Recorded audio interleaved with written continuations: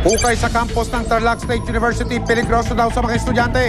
Tara, samahan nyo kami at alamin natin kung sino nga bang may pakana ng hukay na malalim. Ano nga bang meron sa ginto at nakakandaloko-loko ang mga tao? Wealth is power, and so majority of the people would want to gain wealth. And if you may not be able to get it, the usual stuff, yung talagang step by step, you may be able to get yung wealth through, ito na nga, yung mga hidden treasures, sa paghahanap nitong mga treasures na. Sa lungsod ng Tarlac, may dating maliit na problema na biglang lumaki. Kasi naman halos katumbas na raw ng 3 palapag na gusali ang lalim ng hukay sa kanilang pamantasan. Ang school project kumano, treasure hunting. Naghahanap ng ginto sa gitna ng 2 gusali ng eskwelahan. Wow, yaman!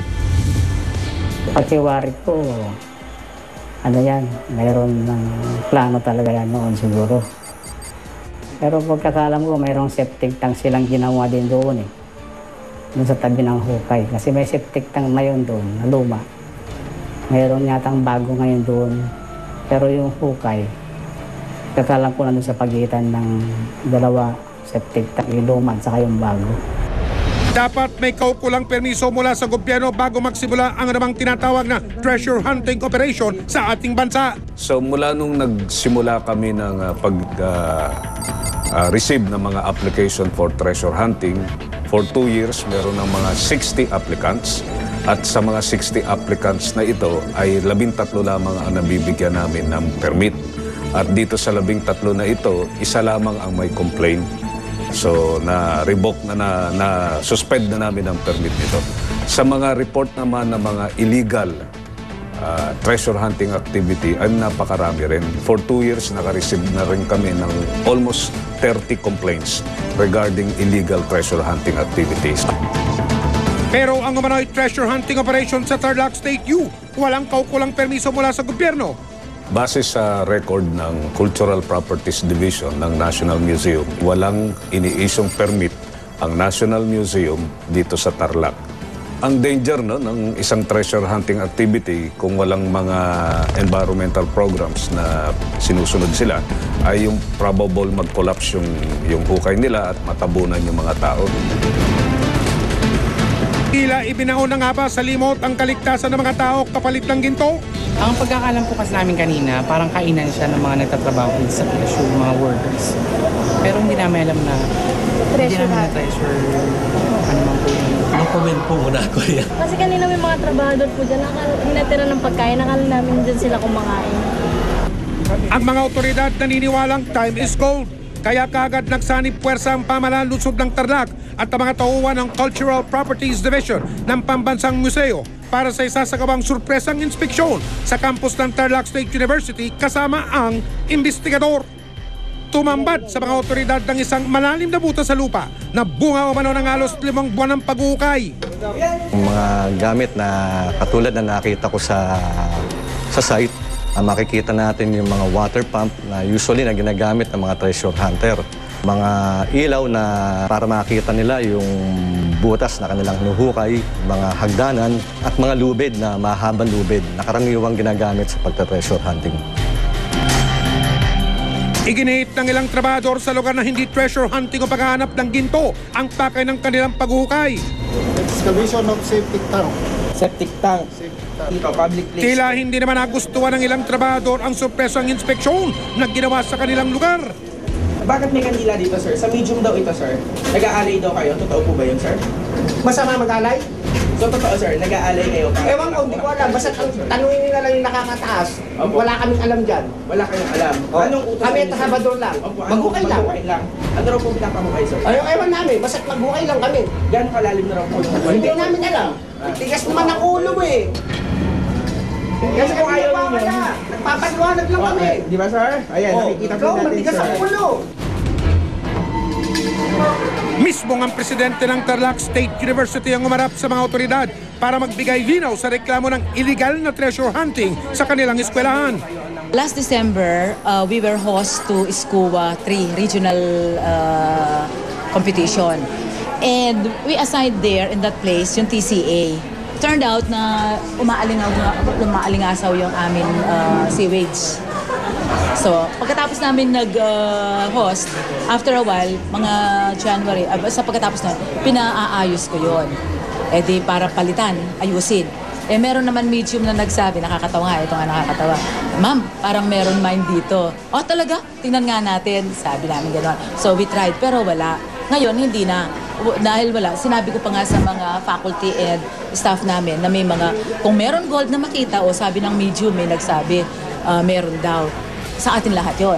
Naku ma'am, tila hindi po yata malinaw ang instruction o panuntunan ninyong itigil na ang pag-uukay. Kung ginagawa ng septic valve, meron sila nakitang, sabi nila, signs. Parang bricks ata, may brickworks siya. So, naging interested sila, naging curious. Na-encounter nila foundation.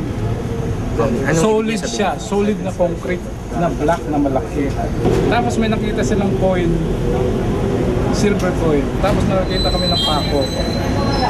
Pako, trabisang pako. Yung old na pako na square ng cross-section. Hindi naman itinanggi ng pamunuan ng pamantasan na walang permiso ang isinasagawang paghahanap ng ginto sa kanilang lugar.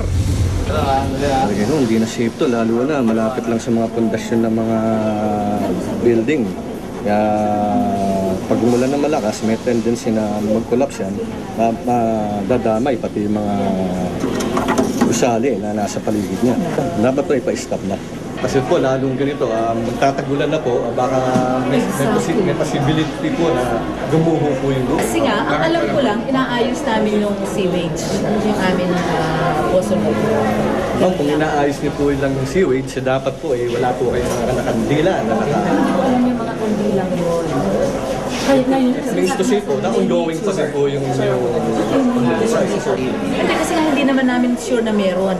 Sinabi lang yun, kaya nga yun din nangyari doon. Pero sana po ma'am, kung lalalim po kayo ng ganung kalalim, kung di rin po kayo sigurado sa pupukayin nyo, kung gano'ng kalalim, sana po kumuha rin pa rin po kayo ng permit sa National Museum.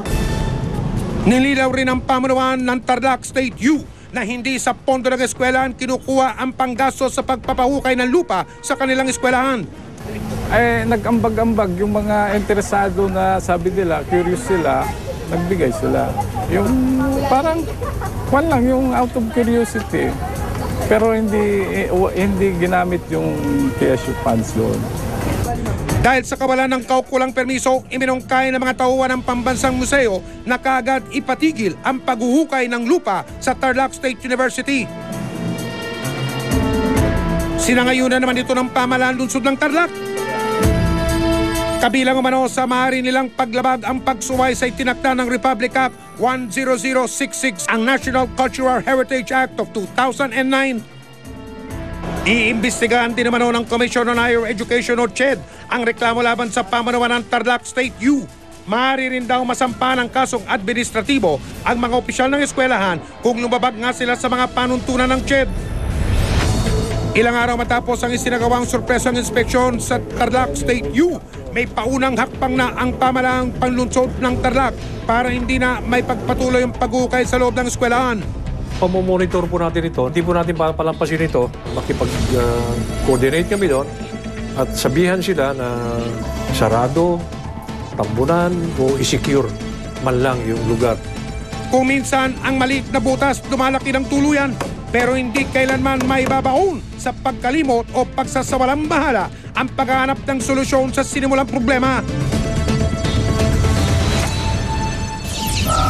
Susunod, security guard na suspect sa homicide, 13 taong nakipagtagawan sa mga otoridad. Ma-corner na kaya? Karamihan, kamag-anak niyo nandun. Pag nag-survey ka doon, madali kang masunog kasi kontrolado niya yung area. Armado siya dahil isa siyang security guard.